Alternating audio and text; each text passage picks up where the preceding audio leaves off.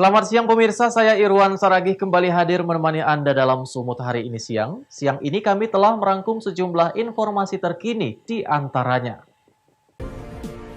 Tolak Trans Metro Daily, sopir angkot di Medan mogok operasi. Bupati Batubara Zahir belusukan serap aspirasi masyarakat. 305.612 kertas surat suara tiba di KPU Labuhan Batu.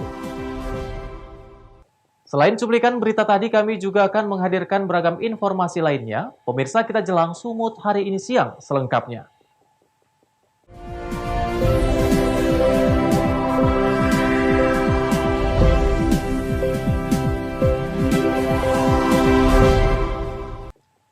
Kita awali informasi pertama, pemirsa. Puluhan sopir angkot jurusan Pancur Batu unjuk rasa di sekitar Jalan Layang Flyover Jamin Ginting, Medan. Mereka mogok operasi dan memarkirkan kendaraan mereka di pinggir jalan untuk menolak operasional bus Trans Metro Daily yang baru saja beroperasi di kota Medan.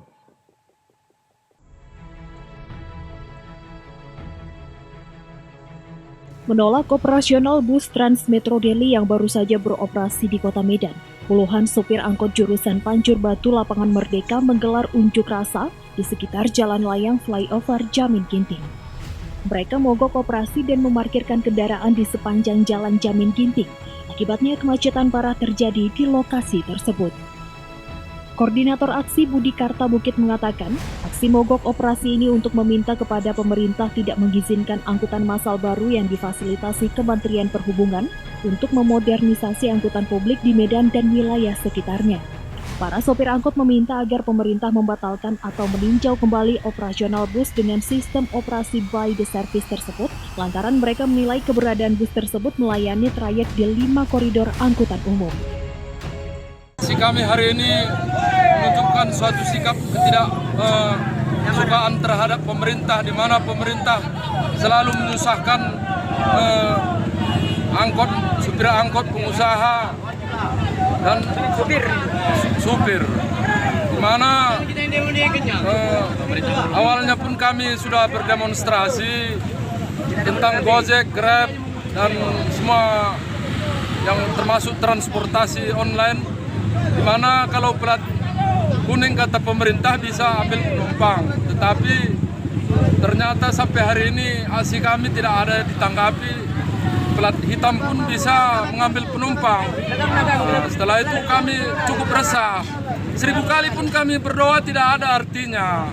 Kalau pemerintah lawan kami ini orang biasa. Tetapi coba-cobalah pemerintah mau melawan rakyat, ayo silahkan. Kami pun sudah siap untuk anak istri kami mati pun kami mau, karena darah kami di situ. Tidak ada lagi kami tahu pekerjaan apapun. Ini lagi kami pada saat ini mengadakan aksi di mana Damri atau apa tadi namanya kawan Daily Trans. Budi Karta menegaskan, aksi yang mereka gelar merupakan permulaan. Mereka saat ini tengah berkoordinasi dengan angkot dari trayek-trayek lain di Medan untuk sama-sama melawan kebijakan yang mengancam para pengemudi angkot. Wahyu Pratama melaporkan untuk Evarina TV. Sementara itu pemirsa, tim gabungan Satgas COVID-19 Sumatera Utara menindak sejumlah pengendara yang tidak menggunakan masker saat berada di luar rumah dengan cara memakaikan rompi tahanan COVID-19. Dalam upaya percepatan penanganan COVID-19 di Sumatera Utara, tim gabungan yang terdiri dari TNI, BPBD, Satpol PP, serta instansi pemerintah daerah lainnya menggelar razia masker di kawasan Jalan Marelan Raya, Kecamatan Medan Marelan, Medan, Sumatera Utara. Dalam razia yang digelar ini, sejumlah pengendara pria tidak menggunakan masker diberi sanksi disiplin berupa push-up sebanyak 30 kali, serta memakaikan rompi bertuliskan tahanan COVID-19. Sementara bagi pelanggar wanita diberi hukuman membaca Pancasila. Petugas juga turut melakukan razia penerapan 3M di sejumlah kafe dan tempat makan yang ada di kawasan Medan Marelan. Atas razia tersebut, aksi bersih tegang antara pemilik usaha Marelan Night Market sempat terjadi dengan petugas. Pemilik usaha ditegur lantaran tidak menjalankan aturan menjaga jarak yang sudah ditetapkan. Malah menyalahgunakan nama Kadis Pariwisata Kota Medan bahwasanya telah mengizinkan jumlah kursi dan meja yang digunakan di lokasi usahanya tersebut. Pengakuan pemilik lokasi usaha tersebut sangat disayangkan oleh Wakil Ketua Satgas COVID-19 Sumatera Utara. Ini khusus untuk Marelan, memang sudah beberapa kali dan ini pernah kami laporkan, sehingga ditugaskan kepada khususnya Bapak PJS Kota Medan, kepada Camat, Marelan, dan yang terkait Muspika supaya selalu rutin melaksanakan. Namun demikian kami membuktikan masih belum ada ketegasan dari unsur Muspika untuk melaksanakan tugas ini. Kami berharap unsur Muspika yang ada di wilayah Kecamatan Marelan terus laksanakan, tingkatkan kewaspadaan guna tidak terpenuhinya atau tidak terjadinya klaster baru di wilayah Bapak.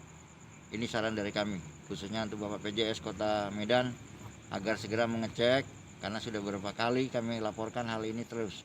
Namun demikian kami berusaha dari provinsi turun tangan untuk memperketat berkembangnya masalah COVID ini di wilayah Marelan.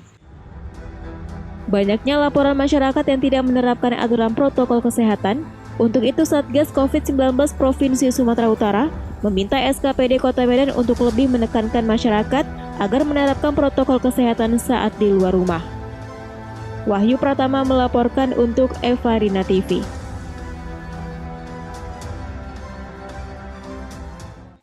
Kita ke informasi lainnya, pemirsa. Lokasi pencarian 3 bocah hilang di Kabupaten Langkat, Sumatera Utara ditutup bagi paranormal dan YouTuber. Penutupan ini dilakukan agar pihak keluarga korban dan warga sekitar tidak terganggu. Namun pencarian tetap dilakukan warga dan petugas kepolisian. Sebulan sudah 3 bocah hilang dan belum ditemukan di Dusun Pulka, Desa Namanjahe, Kecamatan Salapian, Kabupaten Langkat, Sumatera Utara. Ketiga bocah masing-masing bernama Yogi Triherlambang, Nizam Aufa, dan Alfisa yang hilang pada hari Minggu tanggal 18 Oktober 2020 lalu saat melihat alat berat atau beko sedang bekerja membuat parit kebun. Hilangnya ketiga bocah tersebut membuat gempa, tak terkecuali bagi para paranormal dan YouTuber. Karena banyaknya paranormal dan YouTuber yang datang ke lokasi membuat kenyamanan warga desa sekitar dan proses pencarian terganggu. Maka dari itu, warga pun menutup lokasi pencarian bocah hilang tersebut. Terlihat di simpang masuk dusun dipasang portal kayu dan dijaga oleh beberapa warga. Setiap orang asing yang akan masuk harus melapor dan ditanyai keperluannya. Kepala Desa Namanjahe Jumaan mengatakan, saat ini situasi Dusun Pulka sudah mulai normal seperti biasanya, dan kegiatan ritual kini sudah ditiadakan sesuai permintaan keluarga korban. Ia juga mengatakan proses pencarian tetap dilakukan oleh perangkat desa, warga, dan petugas kepolisian di sekitar Dusun Pulka.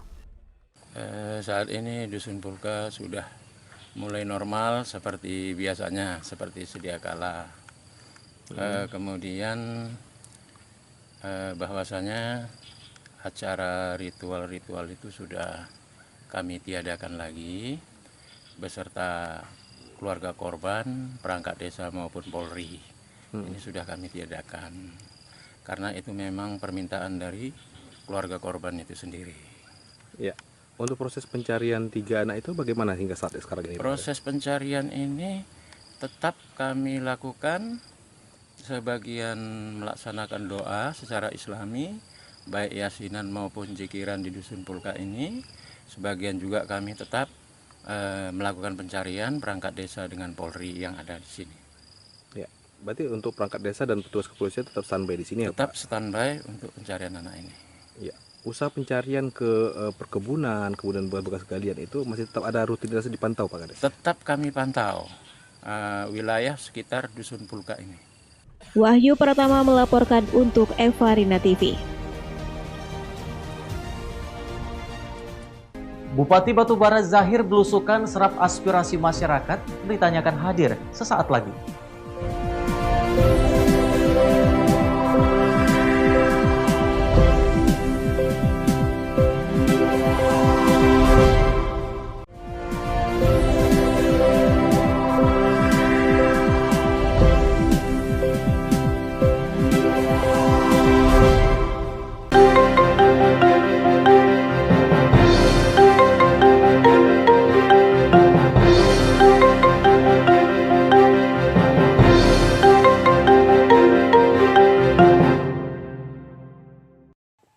Terima kasih Anda masih bersama kami, pemirsa. Bupati Batubara belusukan keliling desa, serap aspirasi masyarakat dan meninjau pembangunan infrastruktur jembatan penghubung antar desa.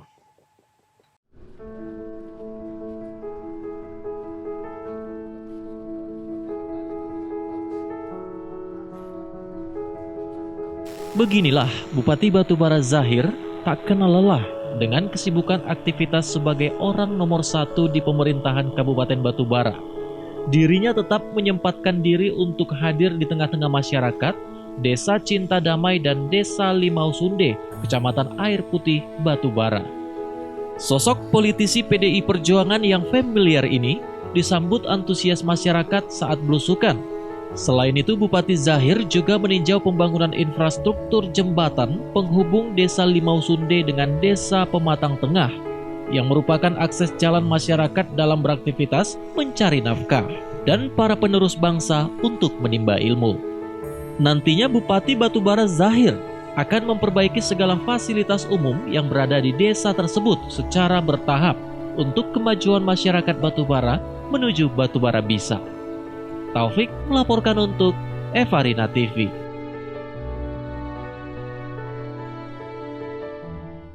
Sementara itu pemirsa, Taufik Siregar, calon wakil Bupati Asahan pada Pilkada 2020 mendatang, bertatap muka langsung dengan pedagang di Pasar Pagi, Kecamatan Air Joman Asahan, Sumatera Utara. Kegiatan tatap muka bertujuan untuk mengenalkan program dan visi misi ST20, pasangan Surya Taufik nomor urut 2.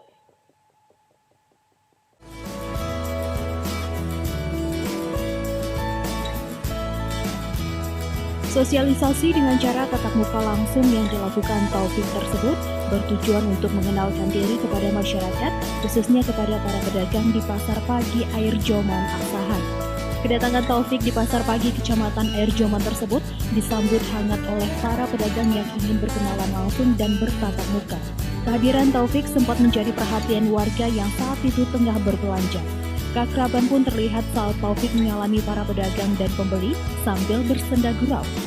Taufik berharap program kerja ST20 melalui sosialisasi tatap muka tersebut nantinya dapat diterima masyarakat. Usai melakukan sholat zuhur dan makan siang, Taufik bersama tim pemenangan ST20 Kecamatan Air Joman kembali melanjutkan kegiatan sosialisasi dan tatap muka dengan masyarakat di beberapa desa di Kecamatan Air Joman. Pasangan calon Surya Taufik dengan nomor pasangan calon nomor 2, kami roadshow ini untuk mendekatkan kepada masyarakat, memberikan keyakinan kepada masyarakat bahwasanya program-program pasangan calon Surya Taufik itu adalah benar-benar program yang menyentuh langsung kepada masyarakat dan untuk kepentingan masyarakat banyak. Kemudian yang kedua, untuk mengenalkan kepada masyarakat kepada pasangan calon itu supaya lebih dekat lagi dan supaya lebih dikenal lagi oleh masyarakat. Kami yakin masyarakat kenal kepada kami, mudah-mudahan masyarakat akan memilih kami pasangan calon Surya Taufik dengan nomor pasangan calon nomor 2. Taufik melaporkan untuk Evarina TV.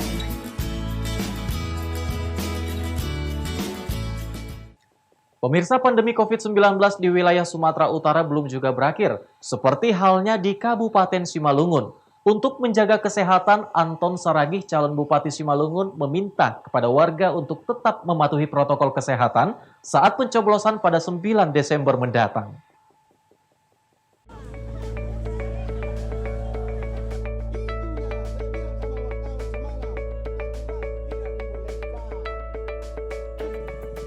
Menjelang hari pemilihan kepala daerah Simalungun 9 Desember mendatang, Anton Saragih dan Rospita Sitorus, calon Bupati dan Wakil Bupati Simalungun tahun 2020, menemui para pendukungnya di sejumlah nagori di Kecamatan Dolok Batunanggar, Simalungun, Sumatera Utara.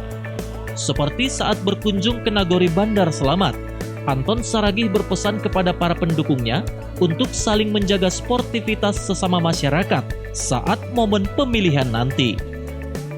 Selain itu, Anton Saragih, calon yang didukung dari Partai PDI Perjuangan, Nasdem, Partai Amanat Nasional, dan P3 ini juga meminta kepada warga saat hari pencoblosan nanti untuk tetap mematuhi protokol kesehatan agar masyarakat Simalungun bebas dari COVID-19.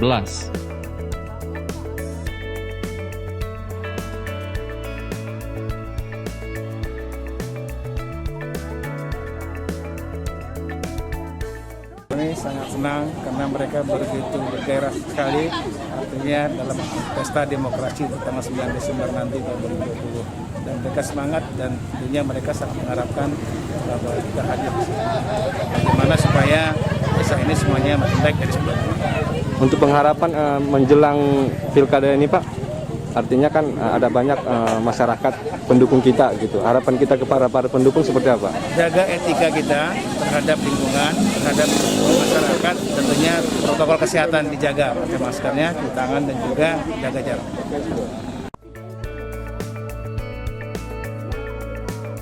Sebelum bergeser ke nagori lain, Anton Saragih dan Rospita Sitorus, calon Bupati Simalungun nomor 4 ini, juga menyempatkan diri untuk berfoto bersama warga.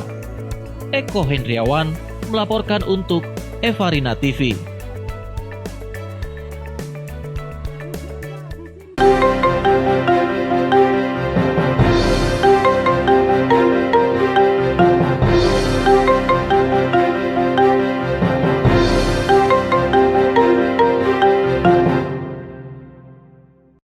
Pemirsa, Sumut hari ini akan kembali dengan informasi menarik lainnya. Tetaplah bersama kami.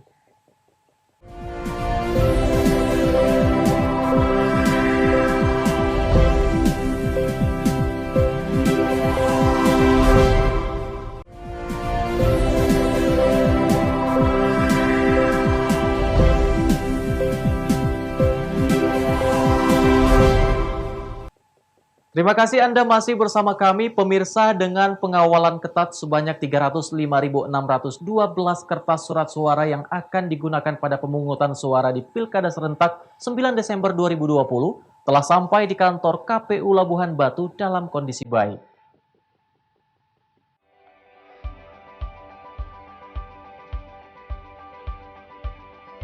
KPU Labuhan Batu menerima logistik berupa 305.612 lembar kertas suara yang terbungkus rapi dalam 154 kotak di halaman kantor KPUD Labuhan Batu, Rantau Parapat, Sumatera Utara. Untuk perlengkapan logistik sendiri, KPU Labuhan Batu sebelumnya telah menerima kotak surat dan tinta, serta akan menyusul dalam waktu dekat berupa formulir C, hasil dan alat pelindung diri petugas di lapangan. Komisioner KPU Labuhan Batu Divisi Teknis, Muhammad Rifai Harahap menjelaskan, pihaknya telah menerima surat suara dalam kondisi baik, terbungkus dalam 154 kotak, satu kotak berisi 2.000 lembar yang diantaranya merupakan cadangan.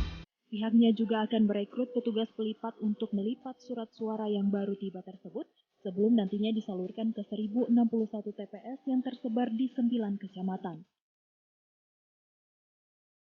Baik, hari ini kita kedatangan surat suara. Surat suara ini kita terima dalam kondisi baik, tidak ada kotak yang rusak. Jumlah kotak yang kita terima sebanyak 154 kotak, terdiri satu kotak untuk pemungutan suara ulang. Kalau lembarnya sebanyak 305.612 lembar yang untuk pemungutan suara pada tanggal 9 Desember 2020. Kemudian ada sebanyak 2.000 untuk antisipasi pemungutan suara ulang.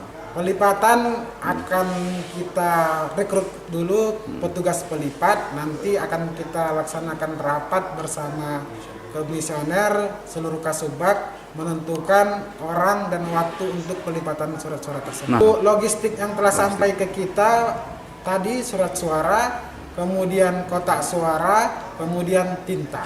Dalam waktu dekat akan datang formulir C hasil yang kecil, kemudian segala APD untuk pencegahan virus COVID-19. Meski tergolong dalam persentase logistik kecil yang telah diterima KPU Labuhan Batu, namun semuanya merupakan bagian yang utama. Ucok Sitorus melaporkan untuk Evarina TV. Informasi berikutnya, pemirsa, warga Desa Bergang, Kecamatan Ketol, Kabupaten Aceh Tengah memiliki cara positif dalam mengisi kegiatan di masa pandemi yang dapat meningkatkan perekonomian keluarga dan memberikan manfaat bagi orang banyak. Warga mengolah bubuk kopi asli Tanah Gayo menjadi produk kecantikan alami.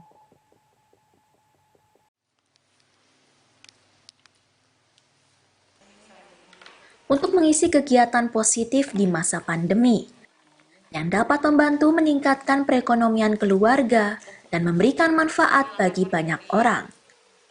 Warga Desa Bergang, Kecamatan Ketol, Kabupaten Aceh Tengah, mengolah bubuk kopi gayo menjadi produk kecantikan.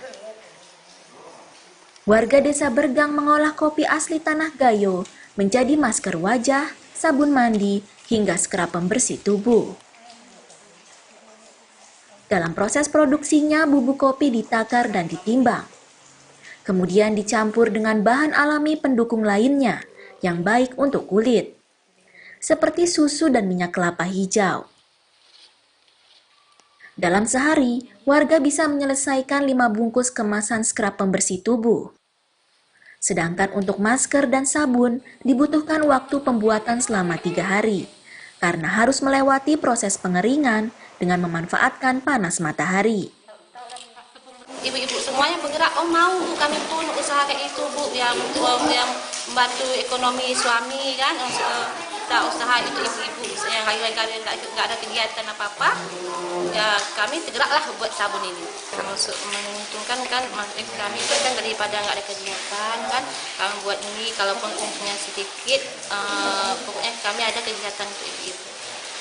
Daripada harus kami yang di rumah aja nggak ada kegiatan. Tapi kalau kami menggunakan bahan-bahan yang herbal, yang tidak memasukkan bahan-bahan yang bisa merusak kulit atau hal yang lainnya. Bahan dasar pembuatan produk kecantikan dari kopi ala ibu-ibu di Desa Bergang terjamin alami. Karena 80% bahan yang digunakan berasal dari hasil perkebunan mereka. Warga Desa Bergang mengakui produk kecantikan yang masih dipasarkan di wilayah sekitar desa ini mampu membantu ekonomi keluarga di tengah pandemi COVID-19. Dari Banda Aceh, Aprizal Rahmat, Kantor Berita Antara mewartakan. Masing-masing punya tugas Bu ya. Ada yang ngadu, ada yang nimbang. Pemirsa, informasi tadi sekaligus mengakhiri pertemuan kita dalam Sumut hari ini siang. Saya Irwan Saragih mewakili kerabat kerja yang bertugas. Pamit undur diri dari hadapan Anda. Terima kasih atas kebersamaan Anda dan sampai jumpa.